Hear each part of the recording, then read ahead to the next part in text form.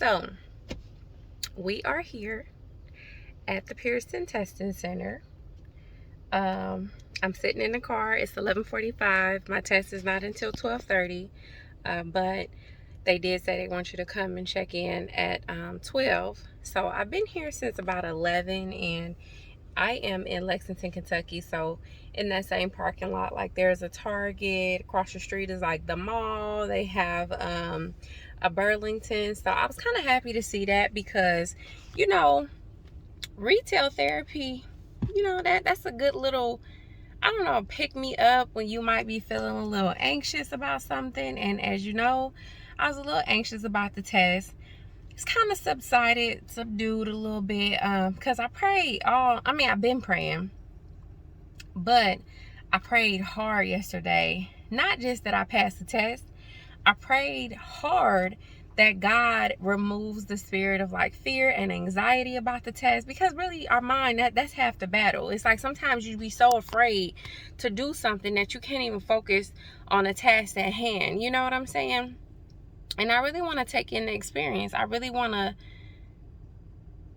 process what I'm reading, comprehend what I'm reading. I just don't want to like be on autopilot and answering the questions or whatever. So, you know, hey, I had my music on. I was jamming.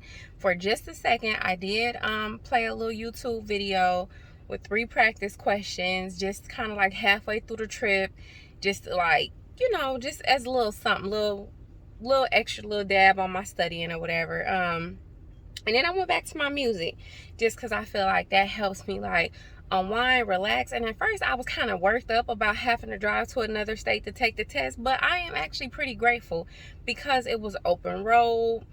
I was able to like think and just clear. Like, it wasn't like I woke up that morning and just had to get to the testing center, or, was bumping around the house and then left the house 30 minutes before it was time for me to get to the testing center. Like, no, I had to like get up, prep. I did drop my daughter off at school.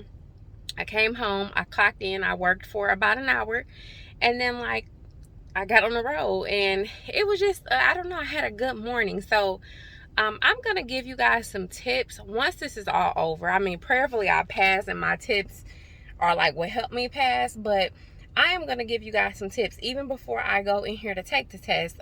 One, I am a morning person. Like, I'm one of those people that could be up at the crack of dawn.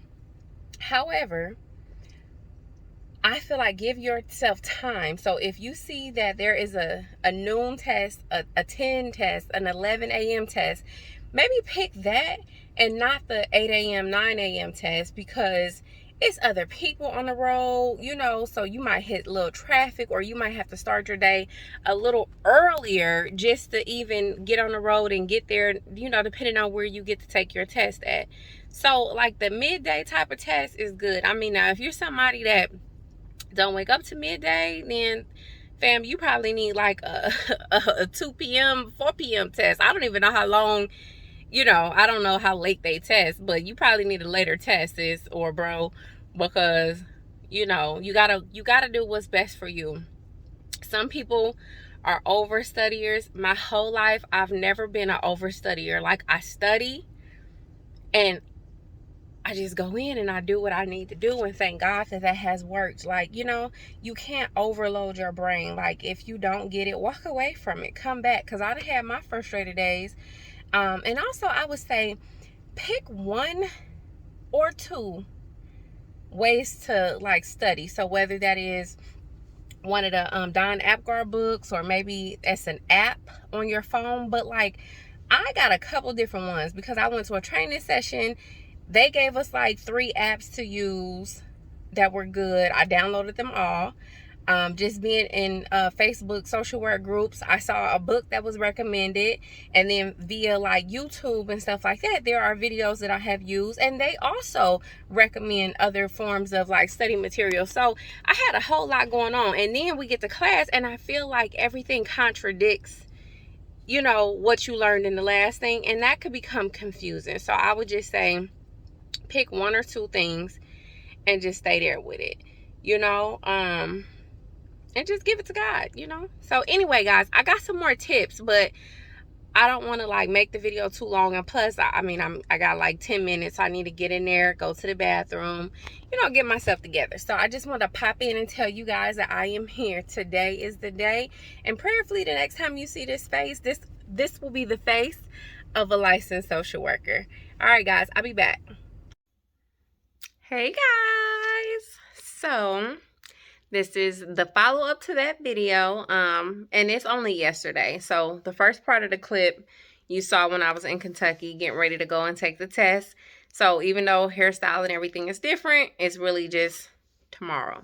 I did not pass the test, guys. I failed my test by 3 stinking points. Like, when I tell you I was pissed, I was hurt, I was disappointed, like really, because the test is intense. I mean, I know they say you take it at a bachelor's level, you get an easier test, all of that rigmarole, yada, yada, yada.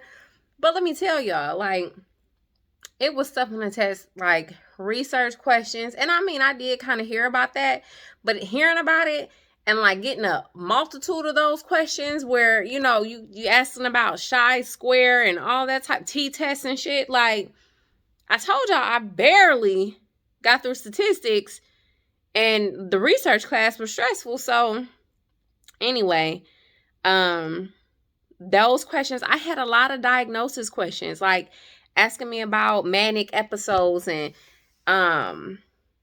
it was a couple, like, not necessarily prescription questions, but like asking me about what this person was diagnosed with based off like the medication or whatever the doctor prescribed, or how they showed up to the emergency room.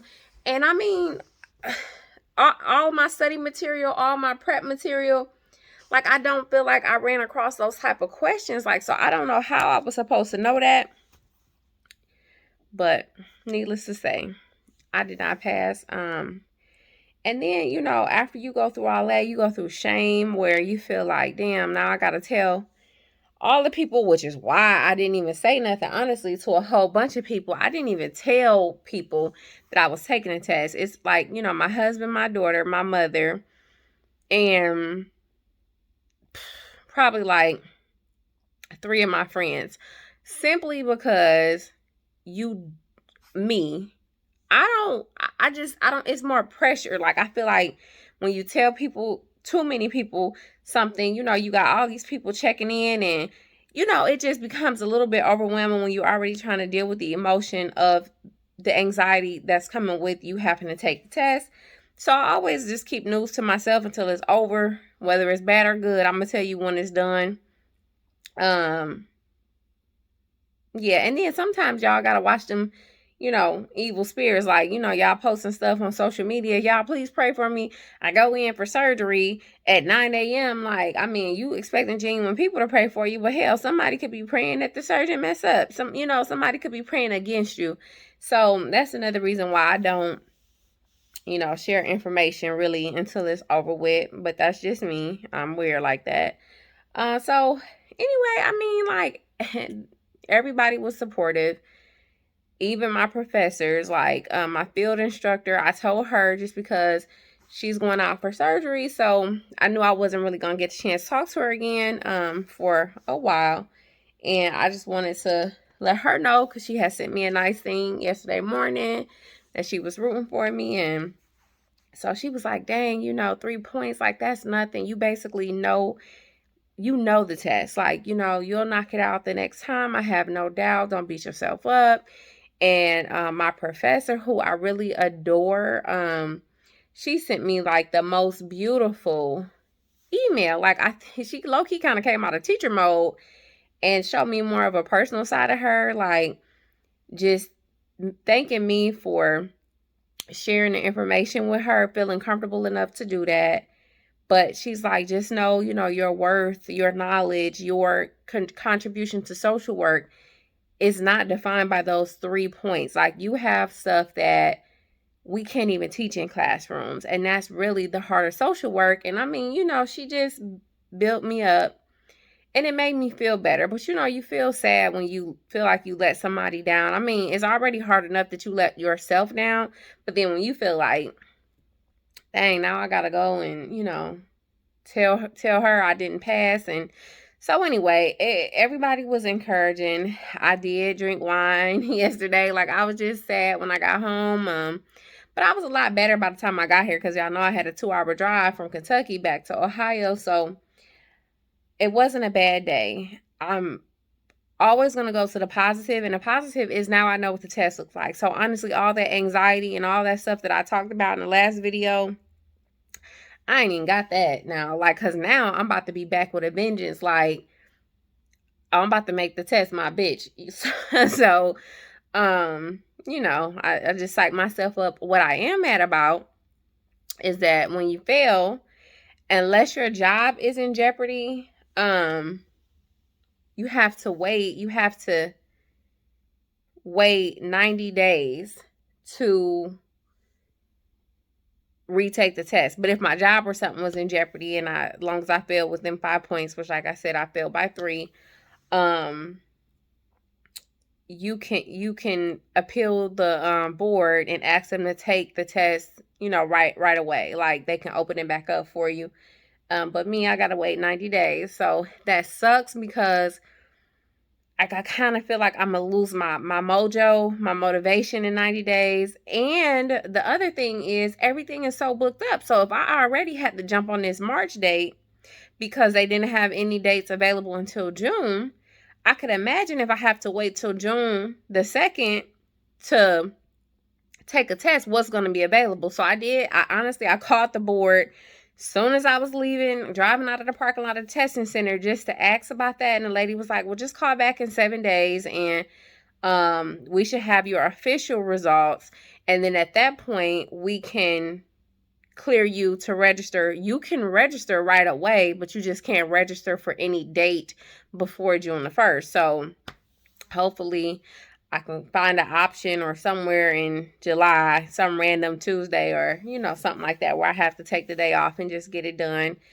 I don't know. I always tell my daughter too, like, if you walk away from something knowing that you gave it your all, like, you know, you gave it your all, you studied, you did what you needed to do, and you still failed, it's nothing that you could do. You just need to walk away knowing I gave it my best. And I walked away from that knowing I gave it my best. There is nothing I feel like I could have did different, other than going back over with the last little 24 minutes that I had to review my answers. Now, I reviewed my flagged answers, and I did make some adjustments, but I felt really comfortable and confident in everything else. And my professor always says, do not go back and change answers, because usually that's you second guessing yourself, and the answer that you picked the first time is probably the right answer. So I didn't want to just go back and randomly look at questions or whatever, but maybe I should have did that. But I mean, I can't walk away from this saying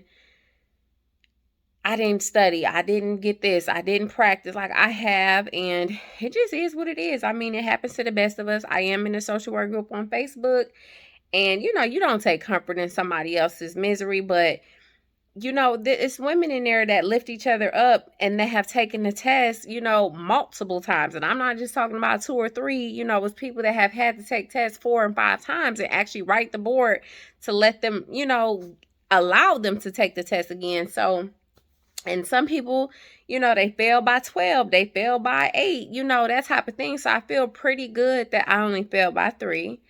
And I'm just going to really study the areas that I lacked the most, which was assessment. And I forget the other one. But I'm going to just really study those type of questions.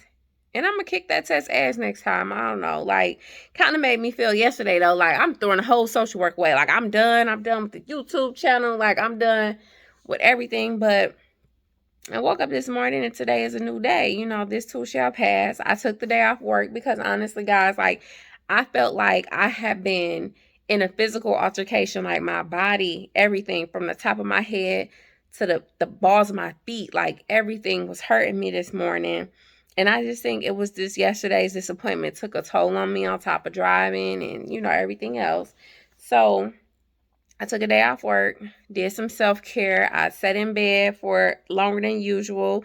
I got up, I went to the beauty supply store, you know, got some things to kind of redo my hair, you know, things that make us ladies feel good, and gentlemen too. You know, men, they go and do routines where they go and get a haircut or go and get their hair dyed or whatever you do. But like, I need it today. Like, I don't feel bad, not even a little bit, that I took that time off of work, and I will see them on Monday because, you know, that's what personal days is for. But anyway, not here for a pity party, but I did want to come back. I started not to, but I did want to come back just to let you guys know that I have to retake the test again, and I will let you know how that goes. I hope you guys have a wonderful week. Be blessed.